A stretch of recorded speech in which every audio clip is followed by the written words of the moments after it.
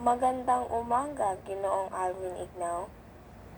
Ipinasa ito nila Nathan Santillan, James Greco, Yuki Gabutero at Cielo Caperita.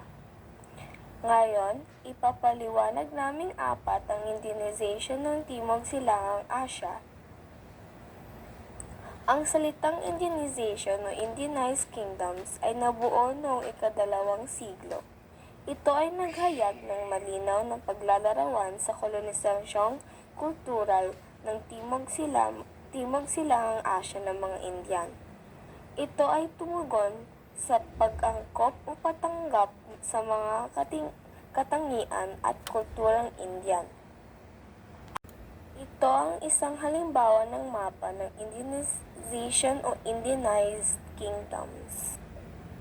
Ayon sa mga historiador, ang prosesong Indianization ay naganap bunsod ng unang pandarayuhan sa Timog Silangang Asya ng mga mangangalakal, mga misyonerong Buddhist at Hindu, pati ang mga Brahmin mula sa Timog Silangang bahagi ng India. Sa kanilang pagdating sa rehiyon, ang kanilang gawi at pananalig ay unti-unting iniangkop ng huli sa maraming aspekto ng kanilang buhay.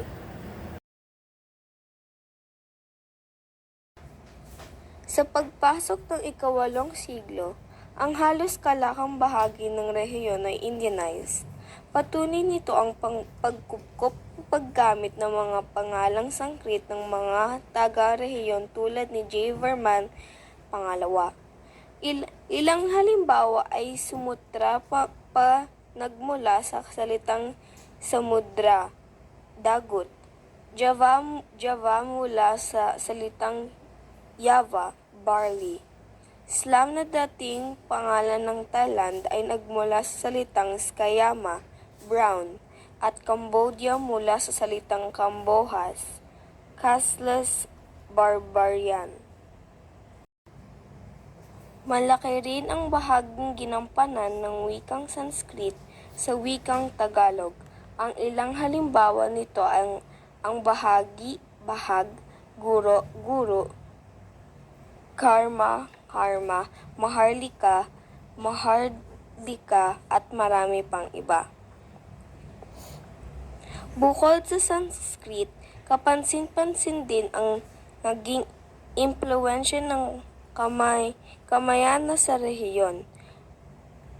Rema ang tawag ng mga Thai sa kanilang hari mula sa pangalan ng kinikilang Diyos ng mga Hindu at Ayutthaya. Ang ikalawang kabista ng kaharian ng mga Thai mula sa pangalan ng lumungsod ng Ayodhya ng Rama. Hindi rin maikakaila ang Indianisasyon ng rehiyon dala ng naglalakiang templong lungsod dito tulad ng Angkor Wat at Borobudur na nakakitaan ng mga impluensyang Hindu at Buddhist. Higit sa lahat, iniangkop din ng mga lokal na pamunuan ng rehiyon ang konseptong estado at kingship o pagkaharing pamumuno ng mga Indiano. Sa mga Indiano din nagsimula ang kaalaman ng sinaunang Timog Silangang Asya, ang proseso ng paglilinang ng mga pook urban at inerihang hydraulics. Maraming salamat sa pakikinig. Muli, kami ang ika-10 grupo.